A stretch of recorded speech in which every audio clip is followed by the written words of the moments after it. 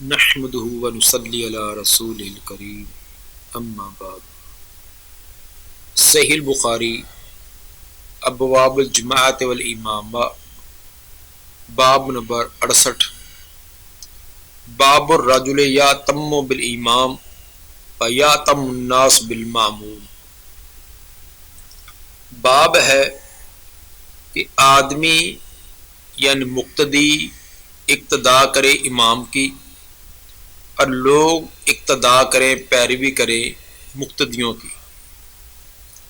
اس میں شکل یہ بنے گی کہ اگر امام کی آواز یا امام کی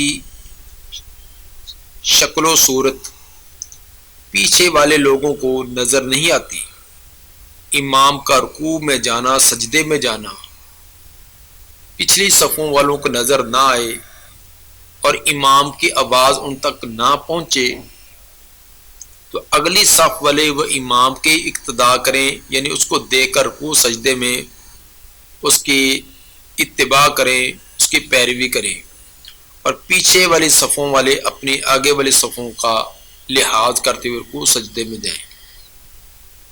اگر تو آواز کے ساتھ ان کو پورا اس چیز کا اندازہ ہو جاتا ہے کہ امام رکوع میں پہنچ چکا ہے، سجدے میں پہنچ چکا ہے تو فبیہا۔ بسا اوقات آواز میں اور حیت میں فرق رہ جاتا ہے تو اس وقت امام کی پیروی پیچھے پیچھے چلنا چاہیے، امام کے ساتھ یا امام سے تقدیم نہیں کرنی چاہیے۔ ایسی شکل میں جو اگلی صف والے امام کے قریب ہیں وہ تو امام کو دیکھ کر اس کی آواز بھی اور اس کی حرکات و سکنات کا بھی دیکھ کر وہ اس کی اتباع کریں گے۔ پیچھے والے جو ہیں وہ اگلی صف والوں کو دیکھ کر یہ اپنا اندازہ کریں گے۔ اسی طرح اگر امام بیماری کی وجہ سے ضعف کی وجہ سے آواز زیادہ اونچی نہیں کر سکتا اور کھڑا ہو کر نماز نہیں پڑھا سکتا تو امام بیٹھ کر پڑھائے گا اور اس کے ساتھ ایک مقتدی وہ اس کی اقتدا کرے اور دیگر مقتدی جو وہ اس اپنے امام کے ساتھ والے جو مقتدی اس کی اتباع کریں گے، اس کی پیروی کریں گے۔ وَيُذْكَرُ عَنِ النَّبِيِّ صلی اللہ علیہ وسلم اِتَمُّوا بِي وَلْيَأْتَمَّ بِكُم مَّن بَعْدَكُم۔ نبی صلی اللہ علیہ وسلم سے یہ بات ذکر کی گئی ہے۔ یہ اثر ابو سعید خدری رضی اللہ تعالیٰ عنہ وہ بیان فرماتے ہیں، جو صحیح مسلم کی حدیث نمبر 982 میں اس کی وضاحت ہے کہ جب نبی صلی اللہ علیہ وآلہ وسلم نے صحابہ کے اندر قدر تاخیر دیکھی تو آپ نے فرمایا کہ تم آگے بڑھو، اِتَمُّوا بِی تم میری اقتدا کرو، وَلْيَأْتَمَّ بِكُم مَّن بَعْدَكُم اور پیچھے والے تمہاری اقتدا کریں گے۔ تمہاری اقتدا سے مراد تمہیں دیکھ کر اپنے حرکات و سکنات کو وہ امام کی موافقت میں کرنے کی کوشش کریں گے۔ حدیث نمبر 713 قال حدثنا قتيبة بن سعيد قال حدثنا ابو معاوية عن الأعمش عن إبراهيم عن الأسود عن عائشة قالت لما ثقل رسول الله صلی اللہ علیہ وسلم، سیدہ عائشہ رضی اللہ تعالیٰ عنہ فرماتی ہیں جب رسول اللہ صلی اللہ علیہ وسلم کی طبیعت ثقیل ہوگی، بھاری ہوگی، یعنی بیماری کی وجہ سے اٹھنا اور چلنا دشوار ہو گیا، جا بلال یؤذن بالصلاۃ، سیدنا بلال رضی اللہ تعالیٰ عنہ آئے جو آپ کو نماز کی اطلاع دے رہے تھے، نماز کی نماز کا وقت ہو چکا ہے۔ فقال مروا ابا بکر یصلی بالناس، آپ نے فرمایا کہ ابو بکر کو کہیے کہ وہ لوگوں کو نماز پڑھائیں۔ فقلت یا رسول اللہ، سیدہ فرماتی ہے کہ میں نے عرض کیا اللہ کے رسول انا ابا بکر رجل اسیف، بے شک ابو بکر نرم طبیعت والے آدمی ہیں۔ فإنه متى يقوم مقامك، جب وہ آپ کی جگہ کھڑے ہوں گے، لا يسمع الناس، تو لوگوں کو آواز بھی نہ سنا سکیں گے۔ فلو امرت عمر، اگر آپ حضرت عمر رضی اللہ تعالیٰ عنہ کو حکم دے دیں تو یہ زیادہ بہتر ہوگا۔ فقال مرو ابا بکر یصلی بالناس، آپ نے دوبارہ فرمایا کہ ابو بکر کو کہو کہ وہ نماز پڑھائیں۔ فقلت لحفصہ قولی لہو، سیدہ عائشہ رضی اللہ تعالیٰ عنہ فرماتی ہیں میں نے حضرت حفصہ کو کہا رضی اللہ عنہ کہ آپ بھی نبی صلی اللہ علیہ وسلم کو یہ بات کہیں، تاکہ میں نے بھی کہا ہے آپ بھی کہیں گی تو پھر آپ ہماری بات کو تسلیم کر لیں گے، کہ آپ بھی کہیں کہ ان ابو بکر رجل اسیف و انه متى يقوم مقامك لا يسمع الناس، جیسے میں نے کہا آپ بھی یہی بات کہیں۔ فلو امرت عمر فقال ان كن لانتن صواحب یوسف، آپ نے فرمایا تو تم تو سیدنا یوسف علیہ السلام ان کی جو صواحب تھی ان کو جو مشورے دے رہی تھی عورتیں، تم بھی اسی طرح مشورے دے رہی ہو۔ مرو ابا بکر یصلی بالناس، ابو بکر ہی کو کہو کہ وہ لوگوں کو نماز پڑھائیں۔ لما داخل فی الصلاۃ، جب ابو بکر رضی اللہ تعالیٰ نماز میں داخل ہوئے یعنی نماز شروع کر دی، واجد رسول اللہ صلی اللہ علیہ وسلم فی نفس خفہ، تو نبی صلی اللہ علیہ وسلم نے اپنے طبیعت کے اندر کچھ آسانی محسوس کی۔ فقام یحاد بین رجلین، آپ دو آدمیوں کے درمیان چلتے آ رہے تھے۔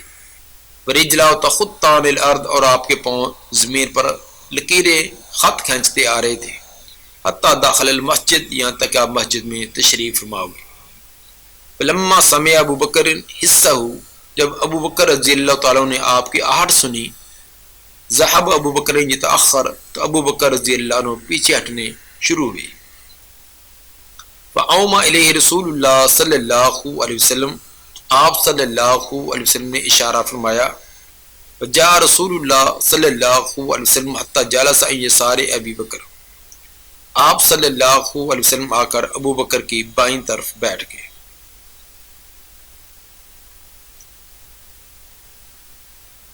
فکان ابو بکر یصلی قائما، ابو بکر رضی اللہ تعالیٰ عنہ کھڑے ہو کر نماز پڑھا رہے تھے۔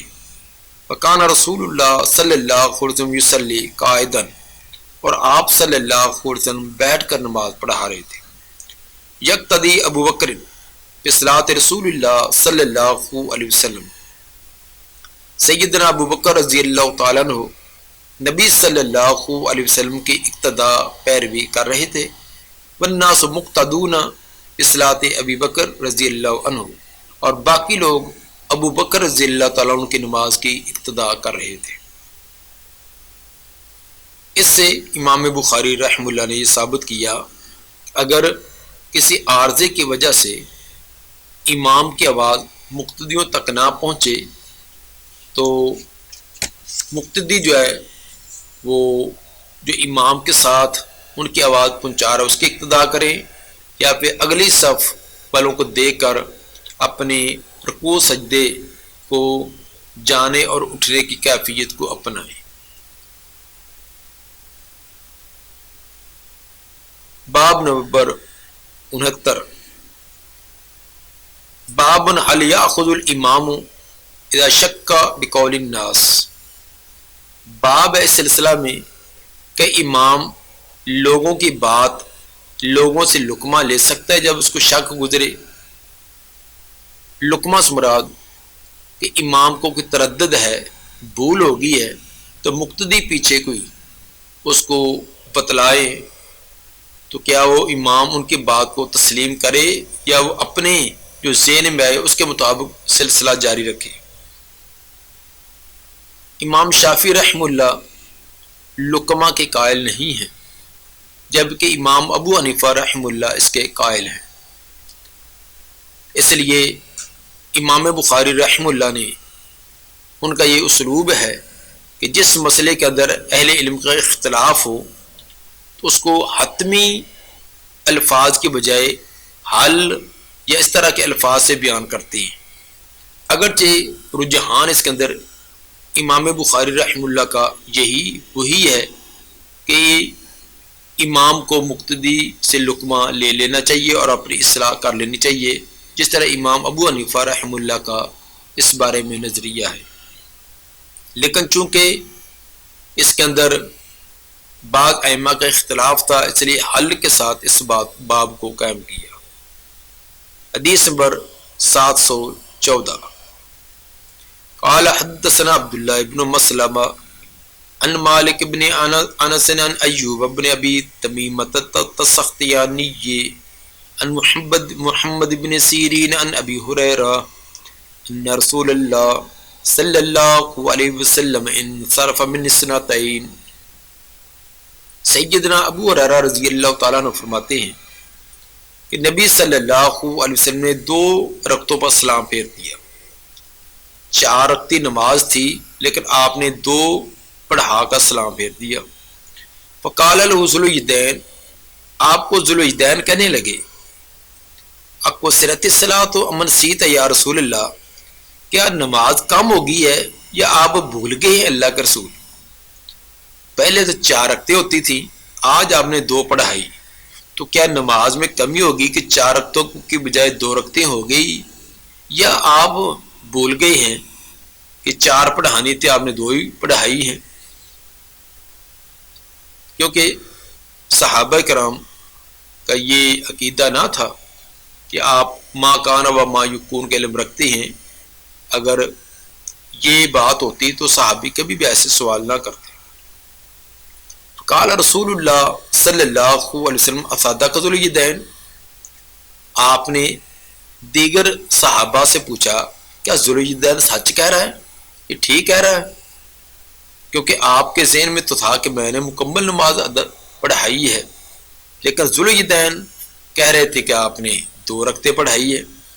آپ نے دیگر لوگوں سے پوچھا اصدق ذو الیدین، کیا ذو الیدین نے ٹھیک کہا، بات ایسی ہے؟ فقال الناس نعم، لوگوں نے کہا جی ہاں بات ایسی ہے، واقعی آپ نے 4 کی بجائے 2 رکعتیں پڑھائی ہے۔ فقام رسول اللہ صلی اللہ علیہ وسلم فصلی اثنتین اخریین، رسول اللہ صلی اللہ علیہ وسلم کھڑے ہوئے تو آپ نے دوسری 2 رکعتیں بھی پڑھا دی۔ ثم سلم، پھر سلام پھیرا، ثم کبر، پھر تکبیر کہی، فسجد مثل سجودہ او اطول، تو پہلے سجدے کی مثل سجدہ کیا یا اس سے کچھ لمبائی تھا، جیسے پہلے سجدے تھے اسی طرح آپ نے سجدہ سہو کیا۔ یہ سجدہ سہو پہلے سجدے کی طوالت میں اسی کی مقدار تھا یا اس سے کچھ لمبائی تھا۔ اس سے یہ ثابت ہوا کہ مقتدی نے آپ کو یہ بات کہی ہے تو آپ نے ان کی بات کو تحقیق تو کی، لیکن تحقیق کرنے پر جب ثابت ہوا ان کی بات درست ہے تو آپ نے اس کو لے لیا۔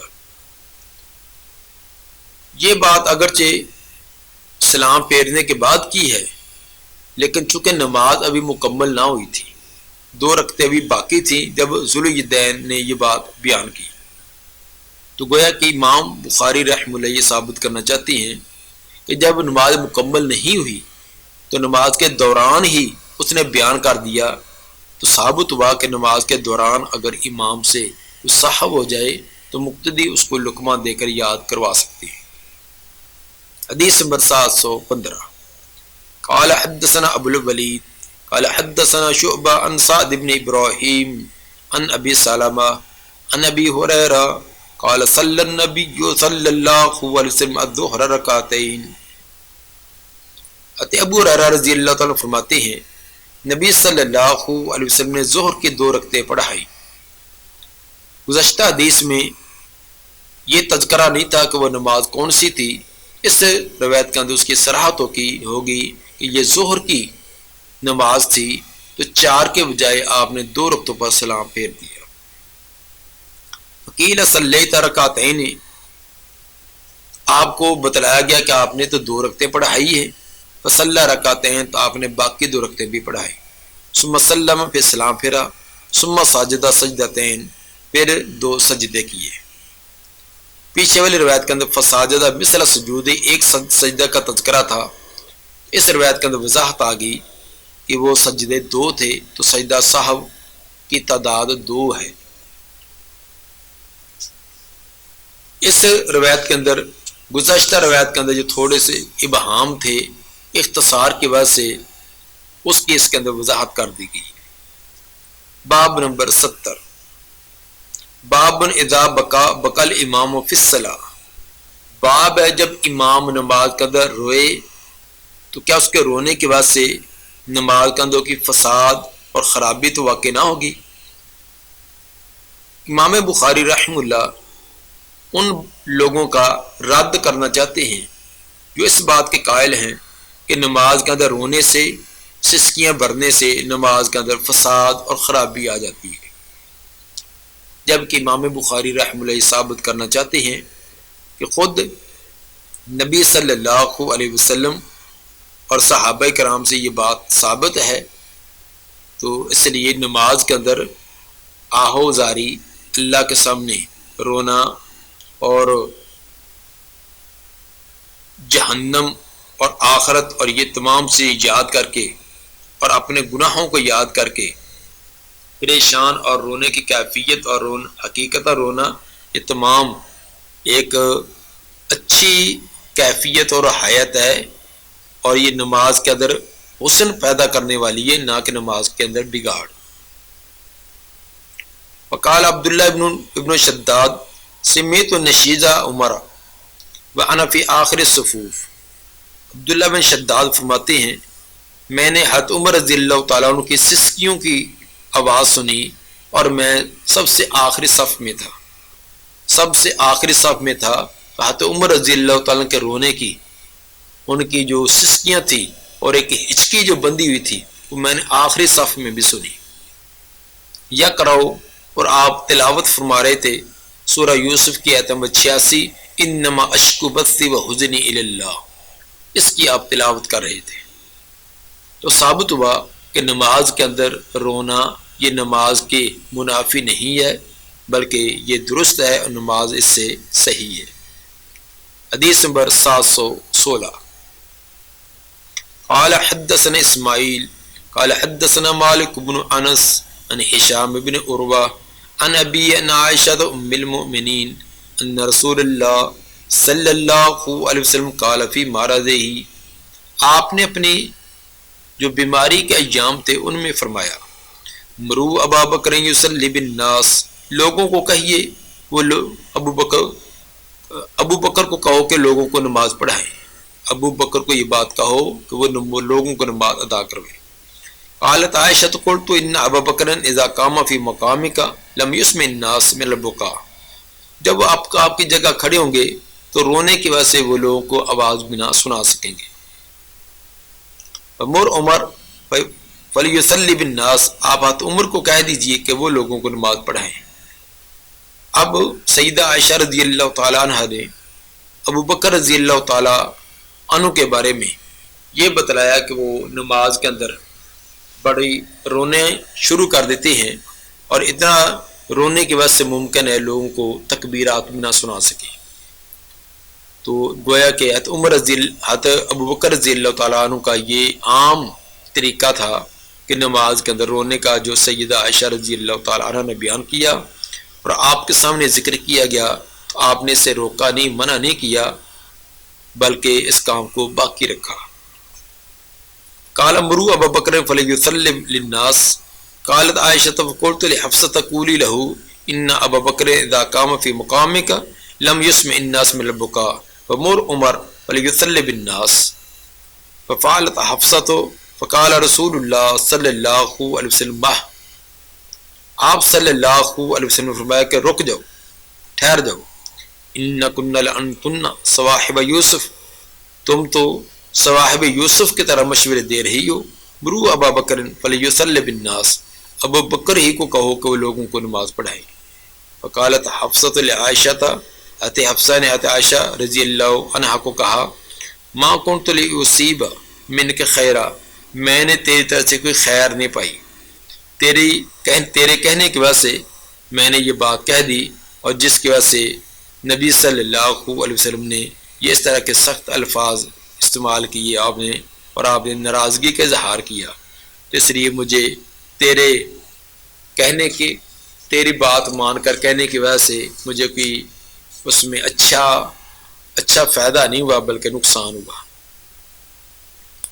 باب تسویت الصفوف عند الاقامہ و بعدها، باب نمبر 71، باب ہے صفوں کو درست کرنا اقامت کے وقت اور اقامت کے بعد بھی۔ جب اقامت تکبیر ہو اس اقامت کے دوران صفوں کو درست کر لینا چاہیے، اگر کچھ کمی بیشی رہ گئی ہے تو وہ اقامت کے بعد اس کو درست کر لیا جائے۔ حدیث نمبر 717، قال حدثنا ابو الولید هشام بن عبد الملک قال حدثني شعبہ قال حدثني عمرو بن مرہ قال سمعت سالم بن ابي الجعد قال سمعت النعمان بن بشیر يقول قال النبي صلی اللہ علیہ وسلم، نبی صلی اللہ علیہ وسلم نے فرمایا، لَتُصَوُّنَّ صُفُوفَكُمْ، ضرور تم درست کیا کرو اپنے صفوں کو، او لَيُخَالِفَنَّ اللَّهُ بَيْنَ وُجُوهِكُمْ، ورنہ مخالفت ڈال دے گا اللہ تعالیٰ تمہارے چہروں اور تمہارے دلوں میں، تمہارے چہرے ایک دوسرے سے مختلف ہو جائیں گے۔ نماز کے اندر صف بندی کو بالکل درست کیا کرو، صف جیسے ملاؤ گے تو اسی طرح تمہارے دل بھی ملیں گے۔ اگر صفوں کے اندر فاصلہ کرو گے تو تمہارے دلوں کے اندر بھی فرق اور فاصلہ آئے گا، جس کی وجہ سے تم آپس میں ایک دوسرے کے مخالف ہو جاؤ گے، آپس میں اتفاق اور اتحاد نہ رہے گا۔ ثابت ہوا کہ صفوں کو درست کرنا، صف بندی کرنا، مل کر کھڑے ہونا، یہ نماز کا اتمام ہے، نماز کا حصہ ہے۔ آج کل ہماری اور کمیاں کوتاہیاں بہت ساری نمازوں کے اندر آ رہی ہیں، اس کے اندر ایک بنیادی خامی نماز کی ابتدا اور سٹارٹنگ جس سے ہوتی ہے صف بندی، اسی کے اندر بھی بڑا فرق ہے۔ اس لیے صف کو ٹھیک طریقے سے، درست طریقے سے، مسنون طریقے سے بنانا بہت اہم ہے۔ حدیث نمبر 718، قال حدثنا ابو معمر قال حدثنا عبد الوارث عن عبد العزیز بن صہیب عن انس ان النبی صلی اللہ علیہ وسلم قال اقیموا الصفوف، آپ صلی اللہ علیہ وسلم نے فرمایا صفوں کو بالکل درست کیا کرو، انی اراکم خلف ظہری، بے شک میں تمہیں پیچھے سے دیکھتا ہوں۔ یہ اللہ تعالیٰ نے مجھے خاص معجزہ دیا کہ نماز کے اندر جب میں قبلے کی طرف رک کر کے کھڑا ہوتا ہوں تو مجھے پیچھے تمہاری حرکات و سکنات بھی دکھلائی جاتی ہے۔ یہ نبی صلی اللہ علیہ وسلم کو خاص معجزہ دیا تھا تاکہ صحابہ کرام کی نماز پر آپ نظر رکھیں، اگر ان کے اندر کسی قسم کی کمی بیشی ہو تو ان کی اصلاح فرمائیں، اس لیے کہ صحابہ کرام کی نماز امت کے لیے اسوہ بننی تھی۔ اگر صحابہ کرام کی نماز کے اندر کوئی کمی بیشی رہ جاتی تو وہی کمی کوتاہی بعد میں امت کے اندر بھی منتقل ہوتی، اس لیے اسپیشل اللہ نے آپ کو معجزہ دیا کہ جیسے آپ پریکٹیکل طور پر جو ویسے نماز کو سمجھاتے تھے، اس طرح دوران نماز بھی آپ کو صحابہ کرام کی حرکات و سکنات نظر آتی، اگر کسی بات کے اندر کمی کوتاہی ہوتی تو فوراً آپ اس پر آگاہ کر دیتے۔ باب نمبر 72، باب اقبال الامام علی الناس عند تسویۃ الصفوف، باب ہے امام کا لوگوں کی طرف متوجہ ہونا صفوں کی درستگی کے وقت۔ امام کا یہ حق بنتا ہے کہ صفوں کو درست کرائے، چیک کرے صفوں کو، جب صفیں بالکل درست ہو جائیں اس وقت وہ تکبیر کہے۔ یہ طریقہ کار نہیں جو ہمارے ہاں بعض مساجد کے اندر ائمہ کرام نے اختیار کیا ہوا ہے، امام کا رخ قبلے کی طرف ہوتا ہے، پیچھے تکبیر کہنے والا، اقامت کہنے والا آخری لفظ تکبیر کا کہتا ہی جاتا ہے تو امام نے جلدی سے تکبیر شروع کر کے نماز شروع کر دی۔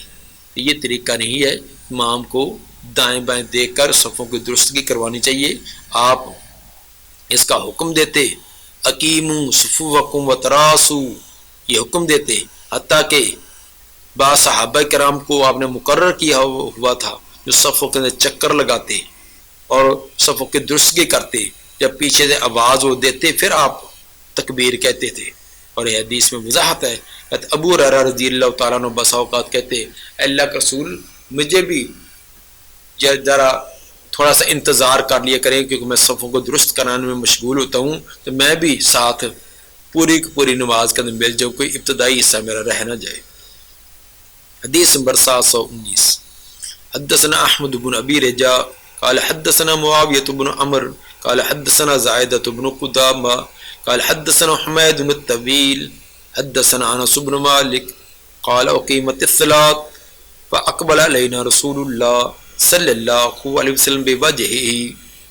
انس بن مالک رضی اللہ تعالیٰ عنہ فرماتے ہیں کہ نماز کی اقامت ہو گئی, تکبیر ہو گئی.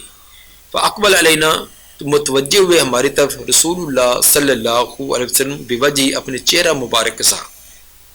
صرف یہ نہیں کہ چہرہ قبلے کی طرف ہے دائیں بائیں معمولی سے روک کر کے دیکھا نہ, بلکہ پورا کا پورا چہرہ ہماری طرف کر کے آپ تشریف فرماؤ گے. فقال اور فرمایا اقیموا صفوفکم اپنی صفوں کو بالکل درست کرو, وتراصوا اور آپس میں مل کر کھڑے ہو. صفوں کو درست بھی کرو, وتراصوا اور آپس میں مل کر کھڑے ہو. تراص ایک دوسرے کے ساتھ بالکل جوڑ کر پاؤں کے ساتھ پاؤں ملانا.